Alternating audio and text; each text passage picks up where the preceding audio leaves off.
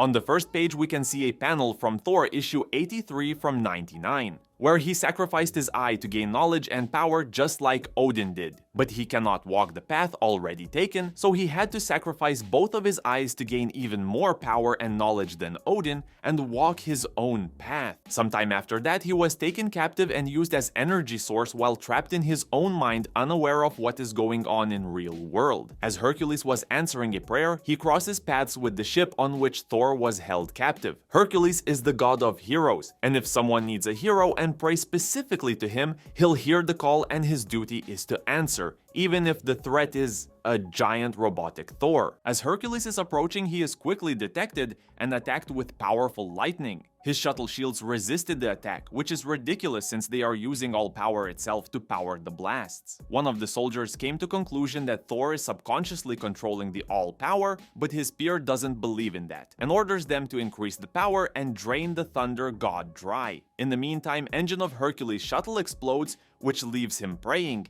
and the thunder god was praying as well. While trapped in his head, he asks if he must pluck out his eye as Odin did, and he gets the answer that one eye is nothing. Odin already made that sacrifice. You cannot walk the path already taken. You know what you must do.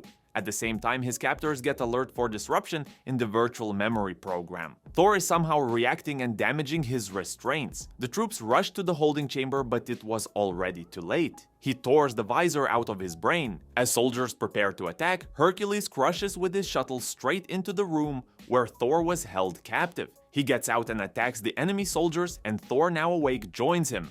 Thor, now without a sight, asks Hercules if that is him. Hercules gets surprised to see Thor without his eyes, to which Thor explains that they are torn out as they once were for ritual, a sacrifice for great knowledge. But now knowledge is his, and such minor injuries are nothing the all-power cannot heal. And with new eyes, he spies new foes. He calls for the Mjolnir that was in stasis field, but that's nothing for the power he now possesses. With Mjolnir now in his hand and Hercules by his side, enemy soldiers had no chance. As more and more enemies are coming, Thor tells Hercules to leave him and retreat, which offends Hercules as the Lion of Olympus never deserts a friend. To what Thor says, as the All-Father never forgets such friendship, I will repay this, my friend, with all the power at my...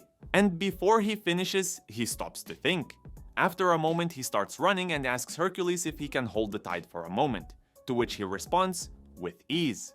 Enemy soldiers use the situation with 10 against 1, to which Hercules just smiles and beats them all with ease. Thor goes back to the place where he was held. All that capture and imprisonment in Technocradle was for his power. They built whole battleship in his shape to better attune the all-power to it, and nearly succeeded. Yet even in the illusion, he still had a measure of control. How much then does he have outside it? He takes control of his power and charges up a powerful lightning. One of the soldiers tried to warn the commander, but it was already too late. Thor appears in front of them in the form of lightning to see who would use his father's power to conquer worlds. Commander yells scared to get more troops fast. To what Thor calmly says, "Your men can no longer hear your orders. My friend made a fine door, so I shall leave now. But first, I will settle what is owed.